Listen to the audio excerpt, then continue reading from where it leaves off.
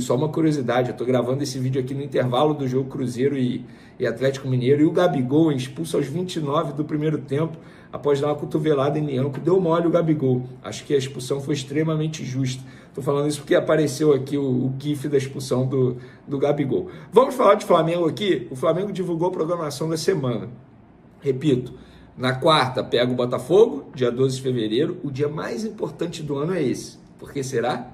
É aniversário do Venezinho Casagrande. A única coisa que eu quero de presente é vitória do Flamengo em cima do Botafogo, para a gente dar aquela zoadinha na Fernandinha Maia na quinta-feira, clássica. E no sábado o Flamengo pega o Vasco.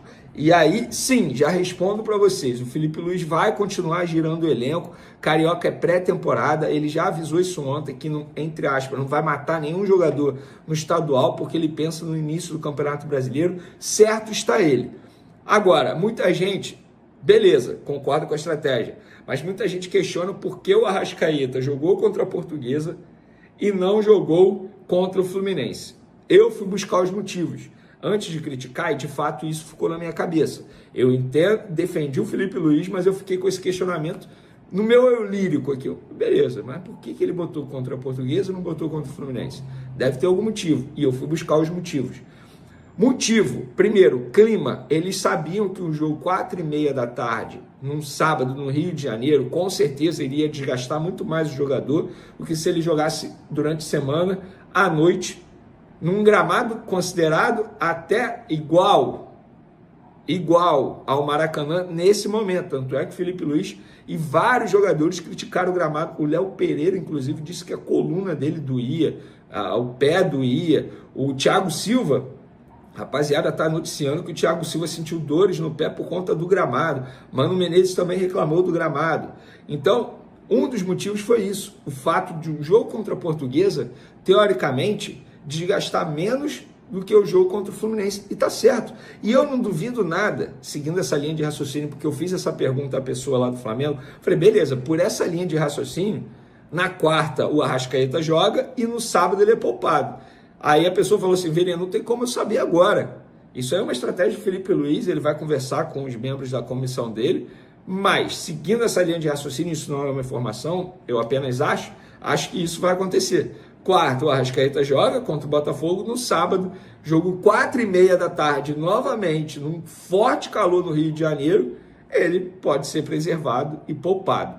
Inclusive, já mudando para o próximo assunto aqui do meu roteiro, o Alexandro ontem, ele pediu para sair aos 7 do primeiro tempo, após sentir dores musculares, enfim, embolou ali o músculo, e ele fez exame nesse domingo pela manhã. Até a gravação desse vídeo o resultado não tinha saído. A boa notícia é o seguinte, ele está andando normalmente, não sente dores no local. O exame, obviamente, é o que vai dizer se tem uma lesão ou não, se tem um edema ou não, mas fato é que a experiência do Alexandre contou bastante. As pessoas do Flamengo me contaram o seguinte, Vene, não preocupa, pelo menos até o resultado do exame, a gente acha que não é nada grave, mas outro ponto que precisa ser destacado e mencionado é a experiência do Alexandre. Ele, no primeiro momento, ele pediu para sair, não forçou nada, tanto é que se você, essa pessoa até falou comigo, Vene, tanto é que se você analisar a imagem do Alexandre saindo de campo, ele está andando normalmente, ele não manca nada, ele sentiu o problema e logo pediu para sair, e tá certo ele, tá? Eu não critico o jovem que acaba forçando a barra, porque fica com receio de pedir para sair. Eu já conversei com muitos jogadores sobre isso. O jovem, ele acha que muita gente vai dizer que ele está amarelando no clássico, enfim.